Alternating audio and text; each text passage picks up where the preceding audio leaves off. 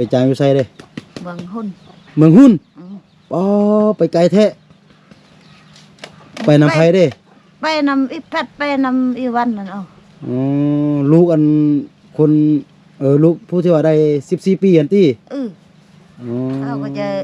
อยู่2-3 มื้อเบิ่งมูดนี่เขาก็จะไปคือกัน สิไปทางใดเจ้าสิไปทางใดไปสวนกล้วยไปสวนกล้วยอือสวนบอนใดเด้มึง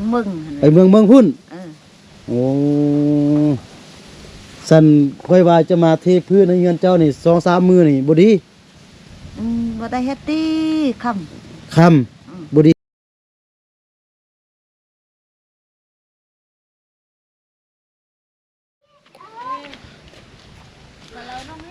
กราบทักทายสบายดีและสวัสดีเด้อพี่น้องบ่ว่าจะอยู่ในประเทศและต่างประเทศเนาะกะขอยินดีต้อนรับเข้าสู่ช่องครูดอยอีกคือเก่าคือเดิมพ่อแม่พี่น้องเอ้ยเนาะกะเดี๋ยวนี้ครูดอยอยู่ที่บ้านแกนค่ำเมืองพร้าวดมแขวงบ่อแก้วพ่อแม่พี่น้องเอ้ยเนาะกะมาหาเอื้อยดวงเพิ่นพ่อแม่พี่น้องเอ้ยเนาะเพื่อที่ว่าจะมาบอกให้เอื้อยดวงเพิ่นก็คืออนามัยนี่บ่อนนี่นี่แหละเพราะว่าเดี๋ยวครูดอยจะสั่งแห่สั่งทรายสั่งปูนพ่อแม่พี่น้องเนาะจะเข้ามาแล้วก็จะมาทอกใส่บนนี่แล้วก็จะบอกเอ้ยดวงเพิ่นเกี่ยมน้ำแล้วก็ทางบนนี่ทอกแห่ปะไว้อยู่บนนี่พ่อแม่พี่น้องเอ้ยเนาะเพราะว่ารถมันจะขึ้นไปพุ่นบ่ได้สูงสุดกับบนนี่ให้เอ้ยดวงขอน้ำเพิ่นว่าปะอยู่ดินเพิ่นพ่อแม่พี่น้องเนาะเพราะว่าขึ้นไปถึงก็คิดว่ามันน่าจะบ่ได้เนาะโธ่นี่เอ้ยดวงเพิ่นสบายดีเอ้ยดวงสบายดีโดยไปเฮือนพุ่นไปหานี่ต้องปิดชายจะกึกมือใส่เรือน่ะนี่อ๋ออันนี้บ่ตัดก็ได้นี่นะเอ้ยดวงว่าถ้าตัดมันมีสายไฟบ่ตัดก็ได้โอ้เหลื่อมตาพ่อแม่พี่น้องเอ้ยโธ่โธ่ใส่เกือบขึ้นเฮือนเลยเกือบนี่ป้าอยู่ในเลยเกือบนี่ป้าอยู่นอนยานคนรักเนาะก็เปิดตะกางเปิดดันดอกอยู่ดังหมดขนาดเกือบนี่ป้าอยู่ในโอ้ตอนนั้นมันเกือบอันครูดอยเอามาให้มือวานมือซื่นพ่อแม่พี่น้องเอ้ยเนาะมานอกพี่ค่อยสิถามบัดนี้ลูกจะดูไปหยังจะไปหยังมาไปลินไปเล่นอยู่ไสอยู่ลุมอยู่เฮือนอีแพทพุ่นไปส่งลูกไปหยังไปจ้างส่วนมักแตงไปจ้างส่วนมักแตงไปจ้างอยู่ไสเด้เมืองหุ่นอ๋อไปไกลแท้ไปนำไผเด้ไปนำอีแพทไปนำอีวันนั่นเอาลูกอันคนลูกผู้ที่ว่าได้14ปีอันติอ๋อเดี๋ยวนี้ไปเรียบร้อยแล้วยังบ่ไปเถื่อยังอยู่เฮือนอ๋อยังทารถอ๋อเจ้าจะได้อยู่เฮือนเนาะเขาก็จะอยู่2-3 มื้อเบิ่งมูดนี่เขาก็จะไปคือกัน สิไปทางใดเจ้าสิไปทางใดไปสวนกล้วยไปสวนกล้วยสวนบอนใดเด้มึงไปเมืองหุ้นโอ้สั่นค่อยว่าจะมาเทพื้นในเฮือนเจ้านี่2-3 มื้อนี่บ่ดีบ่ได้เฮ็ดติค่ำบ่ดีเฮ็ดเพราะว่าบ่ได้เฮ็ดค่ำบ่ดีเฮ็ดยังโดนบ่ทันจะดีค่ำซั่นน่ะเขามาสร้างจะว่าคนยังเข้าไล่แสดงว่าเดี๋ยวนี้นี่บ่ดีเฮ็ดเนาะค่ำเนาะฮดเข้าเร็วคนฮดเข้าเร็วเฮ็ดก็ได้เฮ็ดเข้าบ่เร็วเฮ็ดบ่ได้แสดงว่าเดี๋ยวนี้นี่บ่ได้เฮ็ดเนาะโอ้บ่เป็นเนาะเนาะเป็นฮีตเป็นคลองเพิ่นไปเจ้าจะไปจางอยู่สวนกล้วยอยู่เมืองพุ่น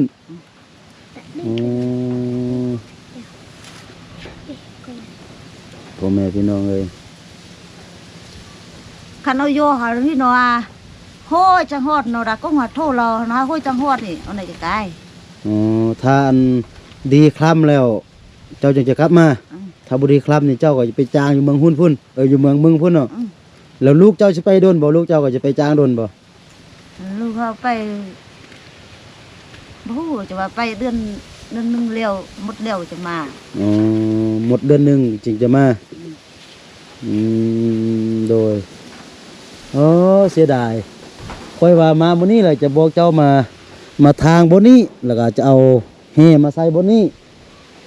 แห่มาทอกอยู่นี่แล้วก็จะให้เจ้ากับลูกเจ้าเนี่ยไปซอกตักน้ำมาป้าไว้ถ้าบ่แม่นตอนแรงแหละแม่นมืออื่นค่อยสิบอกในสร้างมาเทพื้นให้เจ้า แต่ว่าเจ้าว่ามันบ่ดีมันคลำแสดงว่าเฮา พระว่าค่ำมา แสดงว่าเฮาก็ต้องได้เลื่อนไปก่อนเนาะตัวนี้เนาะบ่ได้เฮ็ดเนาะโอเคซั่นก็ มา อ่าขอบคุณพี่น้องเอ้ยกินข้าวแล้วเจ้ากินข้าวแล้วตอนเช้านี่น่ะ เฮายังบ่กินเตียงมีหยังกิน บ่กินเที่ยวมีหยังกินเธอสบายดีล่ะ ไปดิ พ่อแม่พี่น้องเอ้ย เฮ้ยเที่ยวนั่นเที่ยวกอง เจ็บยังไง เดี๋ยวไอเอาขนมมาให้กินนี่ขนมอยู่ซารถพ่อแม่พี่น้องเอ้ยเนาะเดี๋ยวเอาขนมมาให้ลูกของไอ้ดวงเพิ่นกินก่อนยังบ่ได้กินข้าวแต่เช้าพ่อแม่พี่น้องเอ้ยเพราะว่าเพิ่นว่าบ่มีหยังกินนี่คือทุ่งผู้โดดอ่ะนี่ขนมอยู่นี่พ่อแม่พี่น้องเอ้ยนี่ฮ่าตัว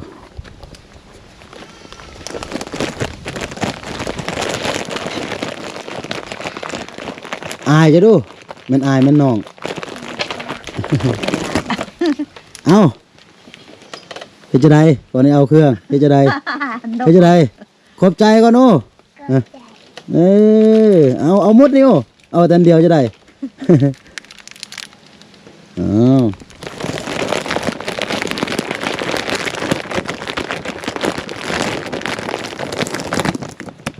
เอา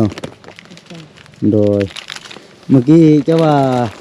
อยู่เบิงหมูถ้าหมูดีหมูเป็นหยังหมูเจ็บแล้วเจ้าปัวเจะเฮ็ดจะได้ปัวมัน เอาอันนั้นไม่อยากเข้ามาพูดความแล้วลูก เว้าอันภาษากะมูก็ได้ค่อยแปล เต้พุ่งตักล้อกันเลย โอ้เอาอันโครนเอาต้มหั่น เออ ทามันเป็นบาทที่อ๋อมันเป็นบาทเอาอันขี้เถ้าเอาโครนเอาต้มมันเนาะไปทาบาทมันนั้นให้มันแห้งบ่ให้มันมีอันมันยังวะอันขี้แมงวันแล้วบ่ให้มันเป็นนอนอ๋อโดย มา อันนั้นที่หมูเจ้า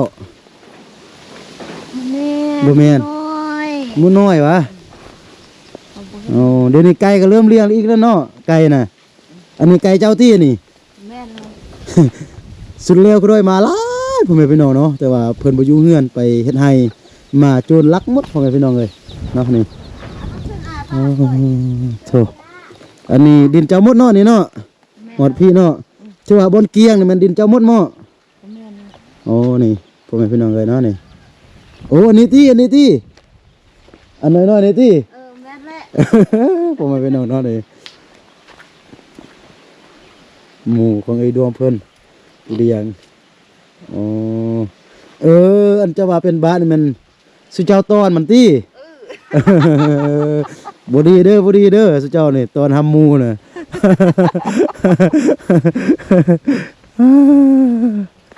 เบิ่งสภาพเฮือนซานพ่อแม่พี่น้องเอ้ยโอ้โถสุดโทรมหลาย ตั้งมันบ่ซึ่งแต่มารถเราป่า ถ้าได้เซาแล้วเจ้าเฮ็ดจะได้เซาก็ได้แต่เซามันบ่ได้เฮือนดู เอาปนตั้งป้าตั้งเต้ปนตั้งป้าตั้งเต้จ่ายที่เจคืออันเพลในจอยในปก อ๋อเดี๋ยวนี้นี่ว่าอยากได้เซาเอาเซามา4เล่มฟังไว้กะยาแล้วก็แม่นตำนี่แหละเจ้าเฮ็ดเองได้เซาแล้วก็มางต้นเทิงเนาะให้มันได้เซากับไม้เนาะโอเคซั่นน่ะเปลี่ยนแผนเนาะเอาเซาเนาะเอาเซา4เล่มเนาะเซานี่ลงสูงซำนี้ก็ได้แล้วกะซำนี้ได้เนาะลงสูงเนาะเซาเนาะ ได้อยู่ โอเคแล้วก็มาฟังอยู่หั่นเนาะแล้วก็แม่นพื้นแม่นหยังแหละเจ้าหาอีอันศอกถ้าบ่มีหยังเจ้าก็จะไปตัดไม้ฟ้าแบบนี้แล้วมาอัดใส่ เพราะว่าตัวนี้นี่เจ้ายานมันล่มติ ยานจะล่มมันหัก เอามือจี้โอ้ไผบอกว่าเอาตีนจี้โอ้เจ้านี่บ่มีมารยาท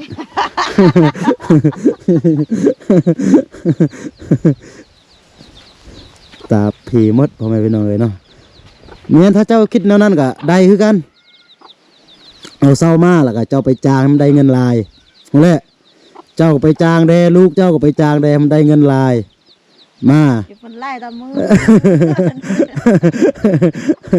เยอะแยะสุดเงินล้านสองล้านเติก สำนั้นก็ได้แล้วสำนั้นน่ะโอเคซะนะถ้าเจ้าอยากได้เศร้าก็จะซื้อเศร้ามาให้ 6 เล่มจะรวยดังมือว่า4 ล้านน่ะ3 ล้าน ประมาณนั่นแหละประมาณ3 ล้าน4 ล้านนั่นแหละถ้าเป็น6 เล่มนะแต่ว่าเดี๋ยวนี้ถ้าซื้อมันจะได้แต่ประมาณมันจะได้ประมาณอยู่4 เล่มได้4 เล่มก็ได้นี่เจ้าเฮ็ดแบบนี้นี่ก็เฮ็ดซ้ำนี้เอาเฮ็ดซ้ำนี้เจ้าก็เอา4 เล่มนี่ฝั่งนี้ฝั่งหั่นแล้วก็ฝั่งหั่นก็เป็น4 เล่มก็เป็น4 เสาแต่ว่าเอาเสาน้อยเอาเนาะเพราะว่าเสาใหญ่มันแพงเสาใหญ่นี่เสาใหญ่นี่ แพงก็เอาเท่าน้อยอันเลย เอาเสาน้อยแล้วก็นี่เพราะว่าเสาเนี่ยเอาซ้ำนี้ก็ได้นะให้มันสูงซ้ำนี้3 เมตรให้มันสูง3 เมตรเสา3 เมตรเนาะโอเคแต่ว่าให้มันเป็นเสาปูนเนาะโอเคซะนะแล้วก็มาแล้วก็จะบอกในสร้างเพิ่นมาตั้งให้ตั้งเสาให้เจ้าดีดักเลยบัดนี้นะแล้วก็ดินแล้วก็แม่นเจ้ากับลูกเจ้าก็ปรับเอานี่คือมันสูงอยู่นี่เจ้าก็ขุดทางเทิงมาใส่เนอะโอเคเนาะเดี๋ยวนี้เจ้าว่าอยากได้เดี๋ยวนี้เจ้านี่ว่าพื้นนี่บ่อยากเทแล้วเจ้านี่อยากได้เสาเฮือนเนาะ4 ต้นเนาะโอเคซะนะมาตั้ง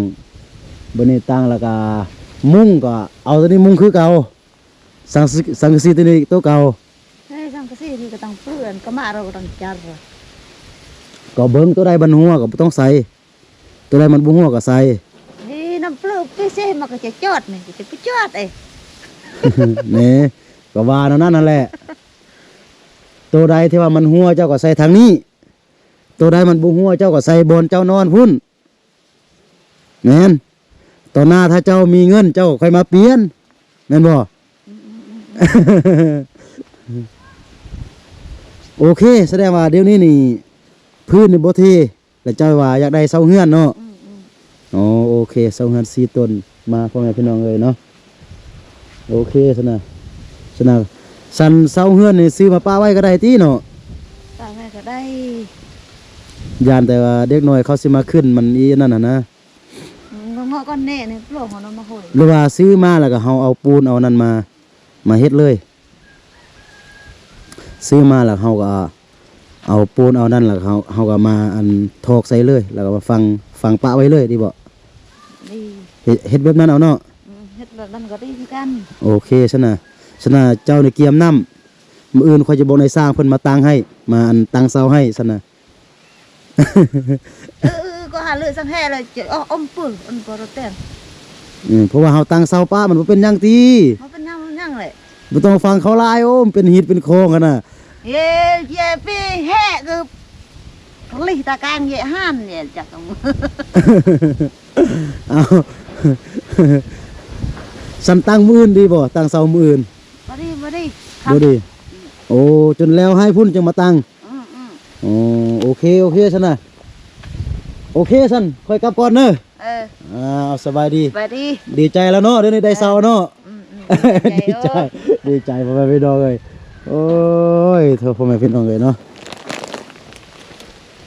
กะเปลี่ยนแผนเล็กน้อยพ่อแม่พี่น้องเอ้ย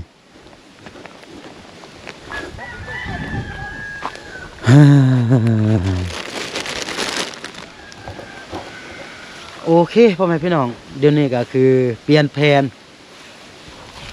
เพราะว่าเอ้ยดวงเพิ่นว่าตรงนี้มันบ่แน่นอนพ่อแม่พี่น้องเนาะยานเฮือนมันล่มแดนะเพิ่นก็อยากย้ายบ่ตั้งเฮือนนั่นแดพ่อแม่พี่น้องเอ้ยเนาะเพิ่นบอกว่าถ้ามันบ่ได้เฮือนก็ถ้ามันได้เสาก็ยังดีนะเอาเสามาแล้วก็มาตั้งไว้บนหั่นแล้วก็ตัวเองก็คอยซอกคอยหามีสำได้ก็คอยเฮ็ดไปทีละน้อยแบบนี้นะตามความคิดของเพิ่นว่าถ้าหากว่าเทพื้นเฮือน บางเทื่อมื้อหน้าตัวเองอยากย้ายมาอยู่พี่ก็โตวที่ว่าเฮาเทตัวนี้เทพื้นตัวนี้แล้วก็มันจะเสียล่าแบบนี้นะพ่อแม่พี่น้องเนาะก็ตามใจเพิ่นพ่อแม่พี่น้องเนาะก็เดี๋ยวนี้ก็คือเปลี่ยนแผนก็คือเฮาจะซื้อเสามาปะแล้วก็ต่อหน้าถ้าว่าดีคล้ำแล้วก็เฮาจึงจะมาตั้งให้เพิ่นพ่อแม่พี่น้องเอ้ยเนาะโอเคสำหรับคลิปนี้ก็จะประมาณนี้ก่อนพ่อแม่พี่น้องเอ้ยเนาะสบายดี